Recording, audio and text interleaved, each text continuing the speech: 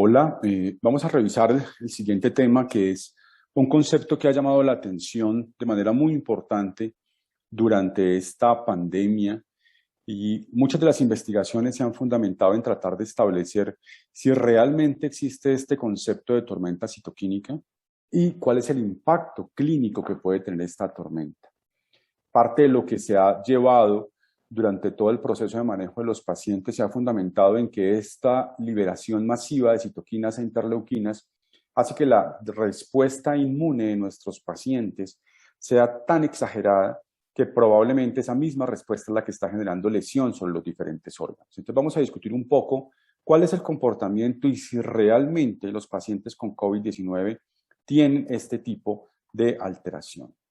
Nuevamente les presento mis conflictos de interés. Entonces, como discutíamos previamente, este es el virus. Este es el virus con todas sus proteínas en su superficie que son capaces de generar una respuesta inmune y que se puede, además de eso, no solamente aislar del tracto respiratorio de nuestros pacientes, sino que se puede hacer a través de diferentes cultivos celulares con una serie de proteínas que puede expresar, y a partir de la expresión de esas proteínas puede generar una respuesta inflamatoria. Una respuesta inflamatoria que, como veíamos en la presentación previa, puede estar autolimitada a través de la activación de la apoptosis y esos pacientes tener una enfermedad muy leve o en ocasiones estar asintomática, o puede ser que esa respuesta inmune evolucione a generar una migración del sistema monocito macrófago con activación de los neutrófilos y una liberación progresiva de todo esto que hemos llamado tormenta citoquímica, que al final termina siendo la pérdida del balance, como lo hemos hablado, entre las diferentes formas de responder que tenemos como seres humanos y que tiene nuestro sistema inmune. Muy importante recordar que las células T y las células B, aunque tienen una función similar en proteger o en generar respuesta al sistema inmune, la forma como desarrollan esa respuesta es completamente diferente, por eso lo vamos a ver ahora. Y la forma como puede generar una respuesta policlonal las células B van a ser fundamentales en poder definir si nuestro paciente va a tener una evolución satisfactoria o no. Y además de eso, a partir de esa misma respuesta es que podemos establecer que el paciente pueda tener inmunidad, ya sea adquirida a través de un proceso infeccioso o estimulada a través de las diferentes vacunas. Entonces, ¿qué es lo que pasa cuando mi paciente tiene una infección por COVID? Este es un artículo reciente, pero muy interesante, que ha cambiado un poco la forma de ver este concepto de la tormenta citoquímica. Veamos acá, en amarillo están los pacientes que tienen unas enfermedades, en amarillo están los pacientes control, es decir, son pacientes que no están infectados por coronavirus. En el azul claro, que ustedes lo ven en la pantalla, están los pacientes que tienen una enfermedad leve, y en azul oscuro están los pacientes que tienen una enfermedad severa. Entonces vamos a ver los diferentes tipos celulares, cuál es el comportamiento. Veamos en los monocitos. Paciente que tiene una infección tiene un incremento. Cuando lo comparamos con los pacientes sanos, pues está casi que por debajo de su límite inferior. Y en el paciente posinfección hay una recuperación de la cantidad de monocitos que podemos encontrar en sangre. Ahora, cuando el paciente tiene una enfermedad severa, veamos la forma como responden los monocitos y paralelo a eso hagamos la comparación con los linfocitos. Infección y posinfección. Hemos recordado, hemos evaluado que uno de los marcadores o un factor predictor como factor de riesgo para tener complicaciones es la linfopenia, la cual no es frecuente en nuestros pacientes. Si nosotros analizamos línea celular, cada una de las líneas celulares, dependiendo de la enfermedad moderada severa, vean que si comparamos en general, aquí están los monocitos del paciente infectado, aquí están los linfocitos del paciente que tiene una infección severa. Mire cómo disminuye el recuento. Es decir, que aunque los linfocitos, y aquí estamos hablando solo de linfocitos B, ahora cuando lo vemos, linfocitos T, cuando lo comparamos con los controles, aunque hay una ligera disminución, si ustedes logran ver, miren que la caja se mantiene en el límite o por lo menos en la mediana del recuento que tienen los pacientes que son pacientes sanos o sin infección. Entonces, Primer componente, hay un incremento de los monocitos. Los linfocitos B pueden tener un incremento importante. Los linfocitos T en general se mantienen en valores muy similares, aunque si comparamos en los linfocitos T los valores en el episodio infeccioso versus la posinfección, ahí sí podemos encontrar una diferencia que puede ser marcada. Ahora, cuando hacemos la diferenciación entre natural killer y los otros tipos de respuesta linfocítica, miren cómo aquí sí encontramos una diferencia interesante, entre los pacientes que tienen una enfermedad leve a moderada y moderada severa. Vemos cómo los pacientes que tienen una enfermedad leve, los natural killers están muchísimo más elevados en el episodio infeccioso versus los pacientes que tienen una enfermedad severa. Es decir, hay un freno importante en esta línea celular. Ahora, si seguimos haciendo las comparaciones ya en número de células CD4, CD8, los CD8 naive o los CD8 que están disponibles para ser estimulados y lo comparamos con los pacientes sanos, no hay una diferencia importante o relevante en los CD4, en los CD8 tampoco, en los CD8 naive en el episodio infeccioso hay un incremento importante. ¿De acuerdo? Conclusión de esta fase. En general, los pacientes tienen una ligera disminución del recuento de linfocitos, que el impacto puede ser mucho mayor en los natural killer y especialmente en los pacientes con enfermedad severa, que es importante para los conceptos que vamos a hablar más adelante.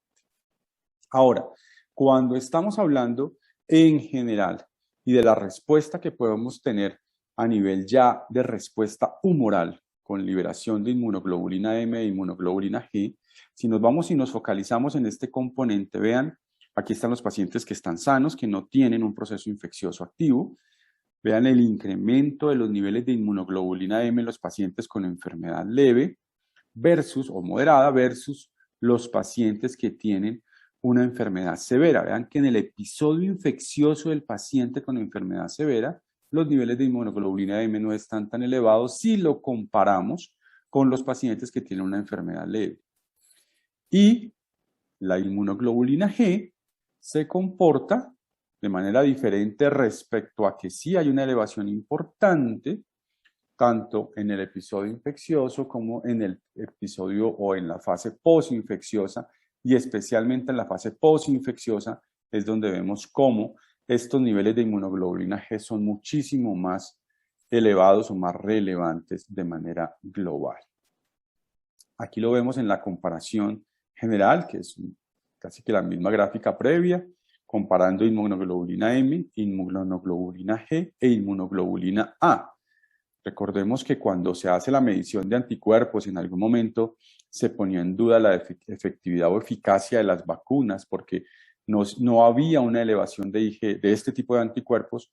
Ya después empezamos a entender un poco más cuál era el componente, entendimos que esa no era la forma de evaluar la respuesta a las vacunas y que no es necesario tomarse niveles de anticuerpos para saber si estoy o no estoy protegido, y que hay otras vías alternas, como por ejemplo la inmunoglobulina G. Pero nuevamente veamos acá cómo es de interesante que en los pacientes con enfermedad leve hay un incremento de los niveles de inmunoglobulina G, hay un incremento importante en el episodio posinfeccioso, y miren los pacientes con infección severa. Si comparamos la gráfica de la izquierda con la derecha, como la inmunoglobulina G en los pacientes que tienen infección severa se eleva un poco más que los pacientes que han tenido una infección moderada. Y si hiciéramos la medición de anticuerpos neutralizantes con los títulos específicos para evaluar si este paciente logra tener esos anticuerpos neutralizantes, pues en el paciente con enfermedad severa claramente hay un incremento mayor de los niveles de inmunoglobulina G respecto a los pacientes que han tenido una enfermedad leve o moderada. Conclusión, cuando hablamos de tormenta citoquímica y hablamos de activación celular, va muy en función de la severidad de la enfermedad y la capacidad que tienen nuestro sistema inmune de generar una respuesta. La pérdida del control o del balance entre las respuestas inmunes que nosotros podemos tener, TH1, TH2, probablemente define el desenlace que nuestro paciente va a tener. Si va a tener una enfermedad leve, severa moderada o asintomático. Si vamos exclusivamente a ver las líneas celulares, ¿cuál es el comportamiento de las diferentes líneas celulares?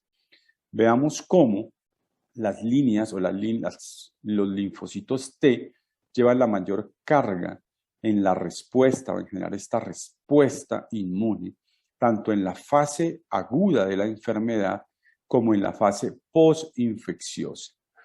Vean los natural killer que veíamos en alguna diapositiva previa, cómo había una disminución importante en su número, como ya gráficamente la podemos corroborar, al igual que el número de monocitos, ¿de acuerdo?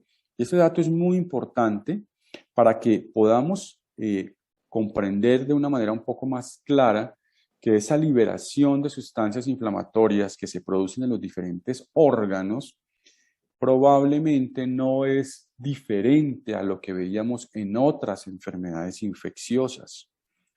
La respuesta inmune siempre ha sido tema de investigación. Tal vez quienes trabajamos en cuidado intensivo recordamos un poco cuando la proteína sea activada, tratando de controlar la cascada de la coagulación, que hoy sabemos que coagulación e inflamación van de la mano.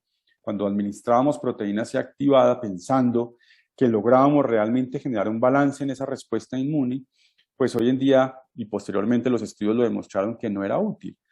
Que es algo parecido a lo que estamos haciendo ahora en COVID, haciendo estudios de medicamentos que bloquean una molécula tratando de mejorar los desenlaces.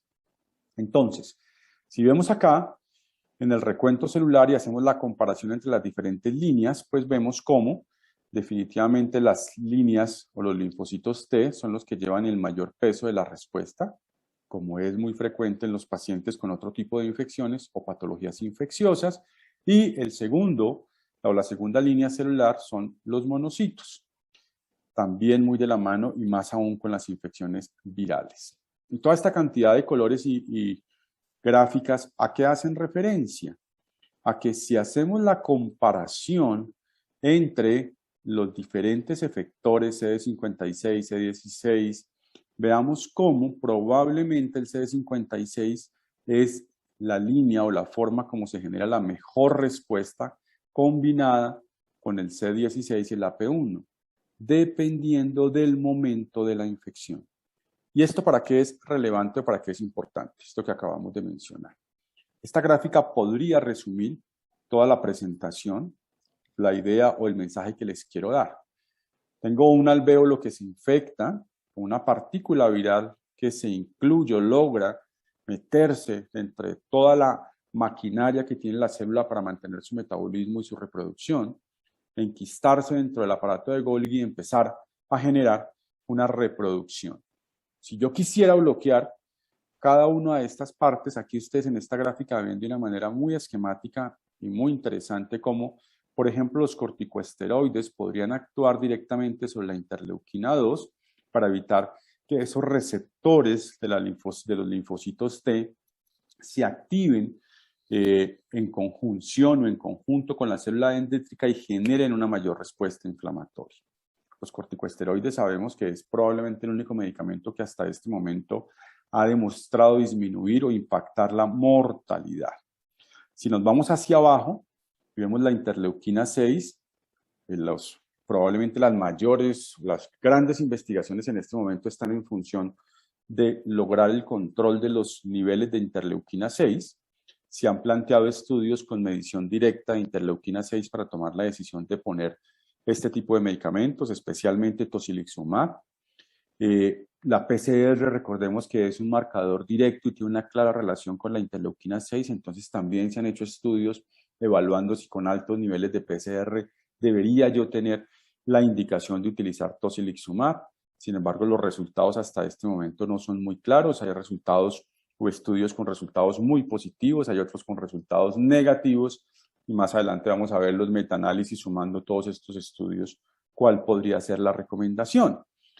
Y hay otros medicamentos como baricitinib, ruxolitinib, anakinra, canakinumab, medicamentos que también han sido utilizados, algunos con respuestas más o menos, pero hasta este momento sin un medicamento que diga definitivamente la forma de bloquear la respuesta inmune es esta. Sumando las diapositivas previas, esa cantidad de dibujitos que les mostraba y esos números, cómo varían entre el momento de la respuesta inflamatoria, lo que es claro es que cuando nosotros tenemos un paciente que tiene una infección por coronavirus, hay una activación no solamente de una vía, porque la cascada inflamatoria no es solo una vía, son muchas vías alternas que pueden al final llegar a ser la estimulación y permitir o no la respuesta de las diferentes moléculas encargadas de proteger el cuerpo de este tipo de infecciones.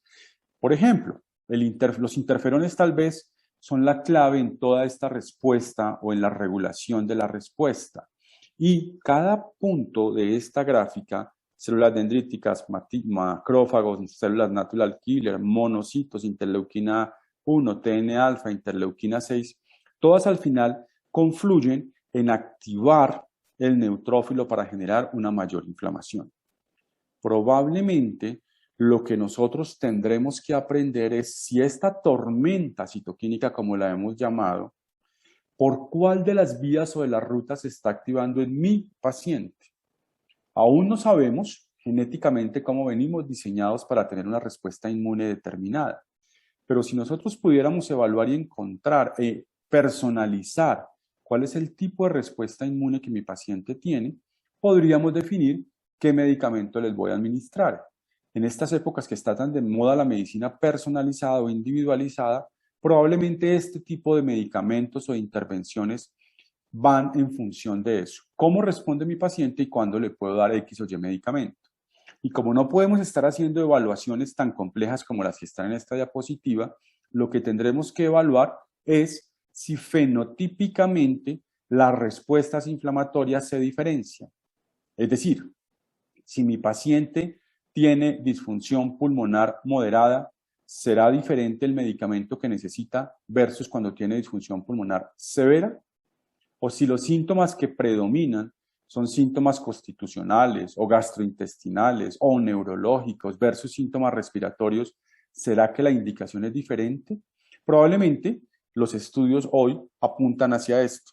Vienen nuevos medicamentos, vienen nuevas alternativas, vienen nuevos momentos diferentes de la utilización del medicamento. Entonces, hoy hay estudios en los cuales el paciente se infecta y de acuerdo a los factores de riesgo podríamos definir uno u otro medicamento, los famosos cócteles que recibió el presidente Donald Trump en su momento. Si el paciente está requiriendo altos aportes de oxígeno pero no está ventilado, probablemente otras opciones serían las que mejor respuesta podrían dar, y el paciente con enfermedad severa va a ser mucho más complejo lograr establecer cuál es el medicamento, cuál es la indicación que ese paciente puede tener. Sin embargo, recordemos que una vez establecida la tormenta citoquínica, va a ser muy difícil que una molécula logre bloquear este tipo de respuesta, porque ya está amplificada de tal manera que todas las vías de activación se han generado. Entonces, ¿esto es diferente a lo que veíamos antes de COVID? Probablemente no. Probablemente lo vemos por los números tan altos de pacientes que tenemos, pero es algo similar a lo que veíamos previamente. Si algo ha dejado esta pandemia tan desastrosa que hemos vivido es la posibilidad de retomar investigaciones que habían en algún momento sido detenidas o que se habían enlentecido por las dificultades que teníamos en la administración de este tipo de medicamentos. Un ejemplo más de la tormenta citoquínica. Plasma. Ponerle plasma a nuestros pacientes de pacientes o tomando muestras de pacientes que previamente hubiesen tenido la infección. Miren que tampoco es nuevo. Quise traerles esta gráfica porque me parece muy interesante hacer la evaluación. Miren, 1999, 2002, 2008, 2014. La que está rotulada o marcada como tabla 2. Ya habíamos encontrado que probablemente la respuesta no era la mejor. Viene ahora el COVID, se replantea si darle los anticuerpos a un paciente que está con un episodio infeccioso, teniendo en cuenta o tomando el plasma de pacientes que ya han tenido la infección, podría ser benéfico o beneficioso. Los primeros estudios, que eran estudios metodológicamente muy débiles, mostraban o sugerían que podríamos tener una alternativa o una esperanza de manejo a este nivel.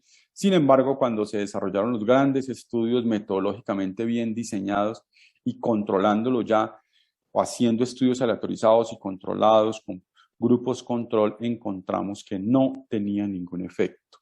Una vez más, probablemente hay que individualizar, habrá que saber cuáles son los grupos que se pueden beneficiar y en qué momento debemos administrar ese medicamento. Este artículo me parece muy interesante, es un artículo también reciente, en el cual muestran cuál es la respuesta inflamatoria haciendo la comparación entre el MERS, el SARS-CoV y el SARS-CoV-2, que es lo que tenemos ahora. Entonces, vean, por ejemplo, cómo la diferencia entre el SARS-CoV-2 versus el SARS-CoV es la interleuquina 4. En todas las otras citoquinas hay una respuesta, o la respuesta es incremento. En el SARS-CoV-2 también hay incremento de la interleuquina 4, pero no en el SARS que ya conocíamos previamente. Y conociendo estas respuestas inflamatorias, pues se han planteado todas estas series de medicamentos, esteroides, en su momento hidroxicloroquina o cloroquina, que ya es una terapia que claramente sabemos que no es útil para este tipo de patología, tocilizumab, y así han venido progresivamente sumándose nuevas alternativas, algunas estudiadas, otras apenas empezando su proceso de estudio, pero que nos llaman nuevamente la atención a que el reconocimiento de la tormenta citoquímica va más allá de decir que nuestro paciente ha perdido el balance en su respuesta inflamatoria y probablemente a lo que nos llevará será podernos permitir la individualización en el manejo de cada uno de estos pacientes. Para terminar, en las últimas diapositivas solo quiero mostrarles estos ejemplos de las dificultades que tenemos en lograr establecer la utilidad de estos medicamentos. Tocilizumab fue probado en el estudio Solidarity de la OMS, más de 11.000 pacientes, y el resultado era que no tenía un efecto benéfico. Después viene el Recovery, viene el Rimab-Cap, con resultados que fueron muy similares, excepto el Recovery, que parecía mostrar que el desenlace podría estar en favor del uso de tocilizumab. Eso empezó a generar nuevamente la expectativa si deberíamos o no utilizarlo de manera generalizada en nuestros pacientes que tuvieran o que correspondieran a los criterios de inclusión del estudio. Y se publica este metaanálisis en los cuales, si ustedes ven, aquí se están sumando todos los estudios de tocilizumab, incluyendo Rimab-Cap, Recovery como los grandes estudios, pero también los estudios pequeños, y vean que en mortalidad no tuvo impacto. En el único desenlace que tuvo impacto era que los pacientes que evolucionaban o se lograba impactar que los pacientes evolucionaran o requirieran ventilación mecánica en un menor porcentaje. Sin embargo, es de anotar que ese desenlace está muy influenciado porque del estudio que aporta el mayor número de pacientes en este grupo eran pacientes que no estaban ventilados. Entonces, queda la duda de si puede o no ser útil la utilización de este medicamento. Esto fue lo que mostró, lo único que demostró fue en ventilación mecánica la disminución del riesgo. Como conclusión, claramente sabemos que la tormenta citoquímica no es tan severa en COVID como lo es en otras patologías, aunque hay pacientes que tienen realmente una respuesta inflamatoria muy severa. La utilidad de la tormenta citoquímica será poder establecer el momento en el cual se encuentra el paciente, a qué fenotipo puede corresponder nuestro paciente y a partir de ahí definir cuál es la intervención específica en esa población. Debemos mantenernos con rigidez, adheridos a las recomendaciones que nos puede dar la evidencia. No podemos caer en la tentación, muchas veces por el temor de no tener medicamentos disponibles, de dar de manera indiscriminada antiinflamatorios, esteroides, antibióticos a nuestros pacientes. Vemos que la siguiente pandemia que vamos a tener después de la pandemia por COVID va a ser la de la multidrogoresistencia. Es impresionante el mal uso que se le ha dado a los antibióticos.